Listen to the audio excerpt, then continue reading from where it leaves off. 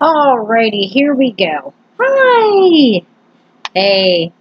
So, I did a video two-part of warping and tension on the frame loom, and for some reason this brand new camera of mine made it kind of look like a B-rated voiced over Chinese movie. So, I'm going to do this again. I'm not going to be in it unless I absolutely have to because it's not about me, it's about the craft. I am using my laptop, so hopefully this comes through really well. I'm going to skip some things that I did in the first set, basically because I really don't want to be turned away from the laptop too much. So this is a typical frame loom. If you have it, that's great. If you have a version of it, whatever works for you. If you made one, it doesn't matter. As long as you have a way to go from top to bottom and support on the side. This one is a Libby Lula loom that I purchased from Etsy. I actually have two of them. The other one has the rug from the previous attempt at this, and I'm almost done with it. So I pulled the other one out so we can do this again, and you can hear me and see what's going on better. So we're going to use fabric. If you're new to twining a rug, you can go back to previous videos. Sorry about the shaking. And you can see how to join your fabric strips. I believe most of you who are keeping track of the videos on the twine loom, you're already beyond that point. So, like before, you're going to need your loop here at the start. And I still encourage you to do at least 2 fingers width on that loop. You can do more. You know, if you can get 3 in there, that's fine. Because you're going to be weaving in this loop. And that's what secures your rug and keeps it from coming apart. But for today, it's the warp and tension, which is important. In weaving, your warping is the beginning part. It's the base of whatever it is that you're making. And having that tension correct is very important. Now, it doesn't matter whether you start on the right or the left. Doesn't matter if you start on top to bottom. It just start on one side because you're going to end on the other. So warping is pretty simple. I'm going to take that loop that I made and I'm going to put it on the first hook. And then we're on just literally going to go through here and wrap this one peg at a time. Hopefully that's not getting too far away from you. Trying to stay forward. So we're going to do this all the way across.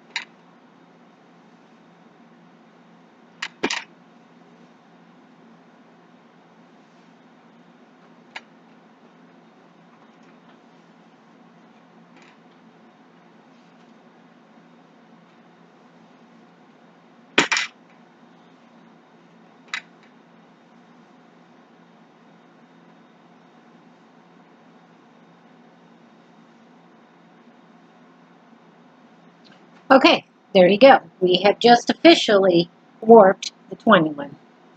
I'm on this rolling seat and I just can't get comfortable. At this point, I do not have a loop at this end yet. So on here, I'm going to push all this back so nothing is close to the edge because I don't want anything coming off. Now warping, this is the base of your rug, And so now the tension part. Without tension, your loops up here at the top will not pull into the rug when you're done.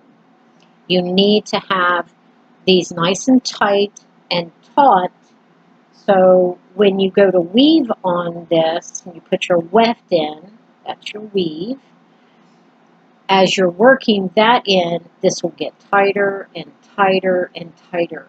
So when you are finished and you pull this rug off, the loops at the top and bottom will start to pull in, and then these loops should sink into your rug and disappear, just be at the end. So then you have a rug. So to tighten this up, we're going to start here at the very beginning.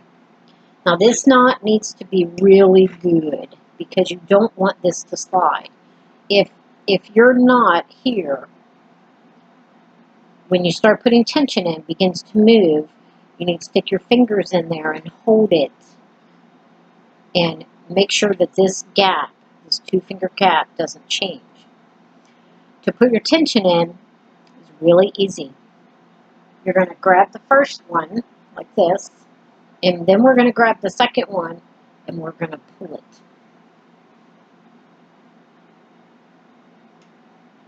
See that?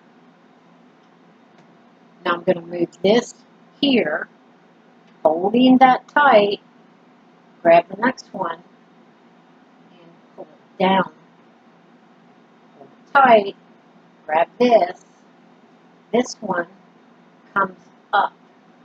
Now see, you can already see how much slack I have in just the first couple strands.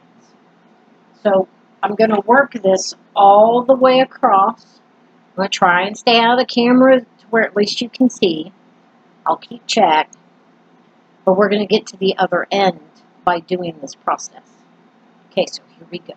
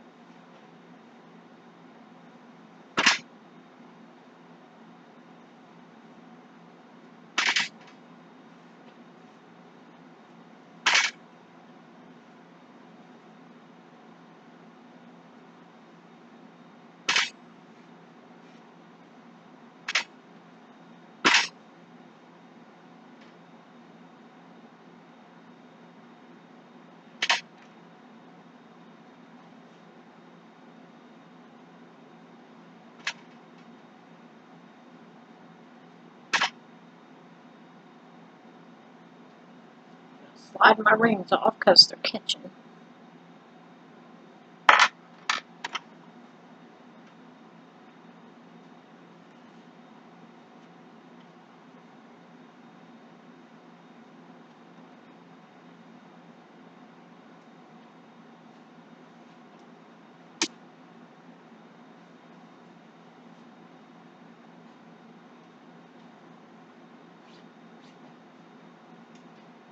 Okay, so at this point, I'm going to roll over here. Be patient with me.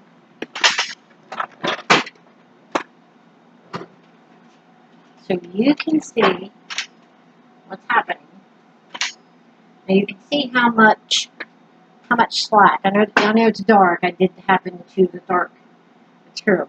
There is a lot, probably about 4 inches.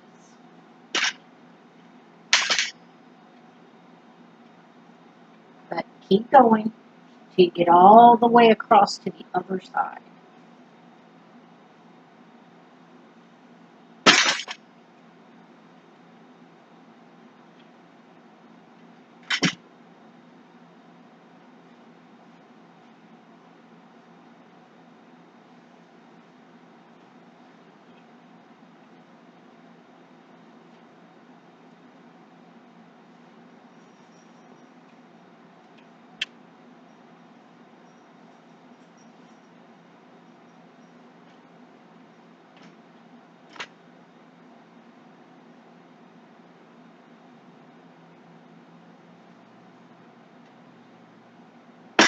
At this point, I have so much slack that I'm actually going to take it off the peg as I get to it and tighten it there.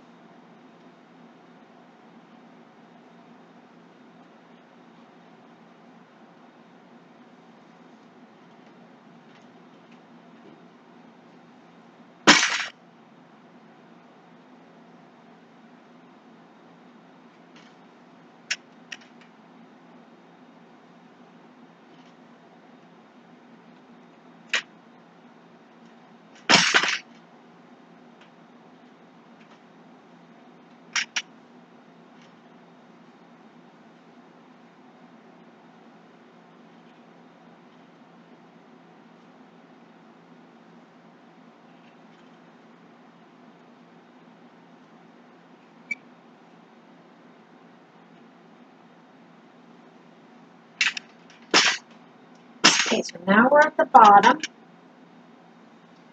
So I don't lose my tension, I need to make another loop like this to where I have a 2-finger gap. I'll move just a little bit. So while you're holding, this is where it gets tricky.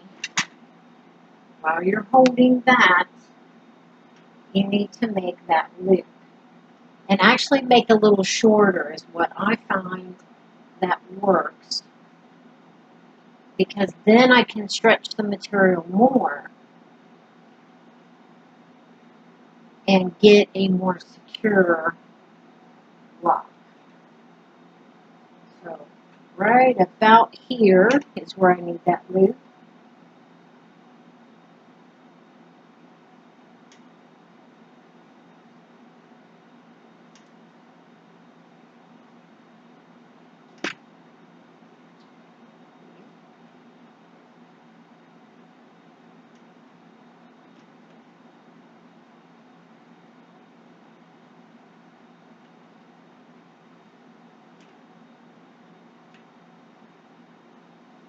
Okay, 2 fingers.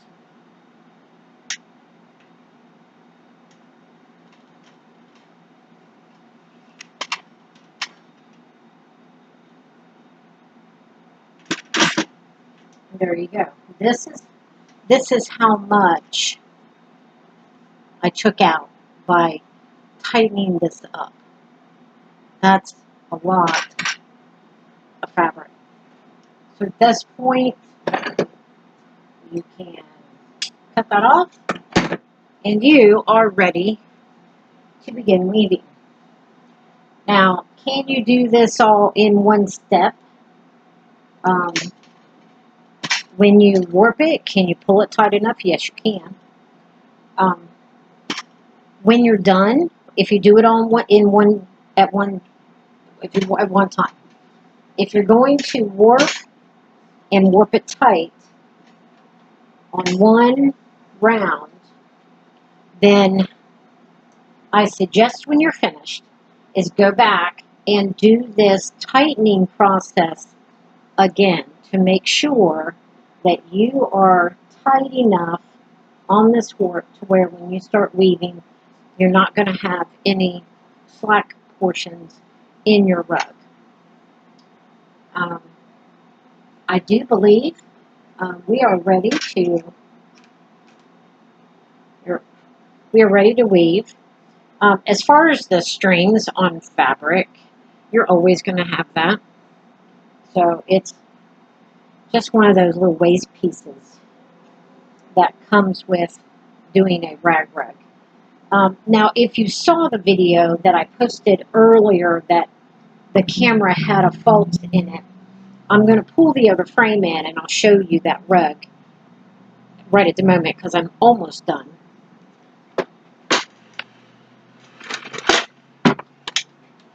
It's this one.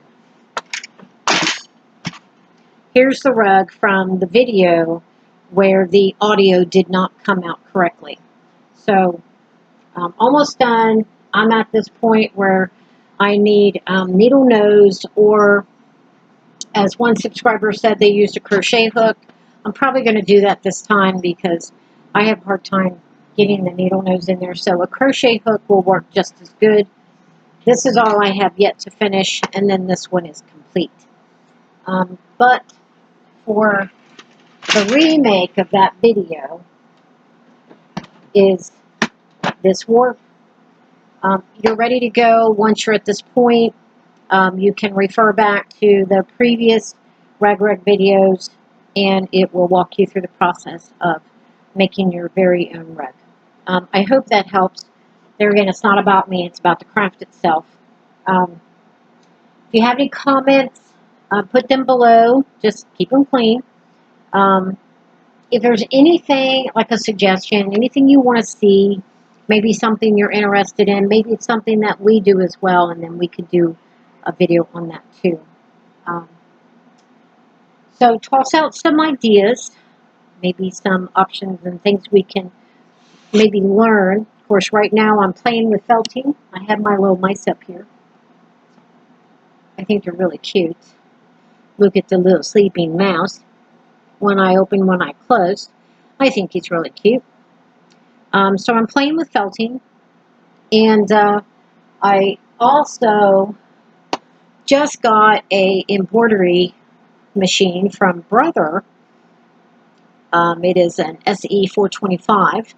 I just got that from my mother-in-law. So, and I see that my box of embroidery thread has just arrived.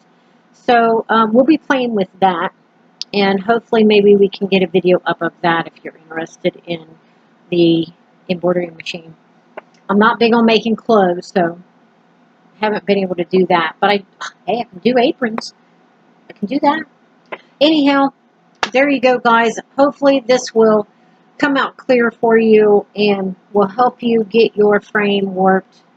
Like I said, if you have any questions, I'll do my best to answer. If I don't know, I'll find it. But that'll take care of it. So get busy warping and weaving and have an absolutely fantastic day.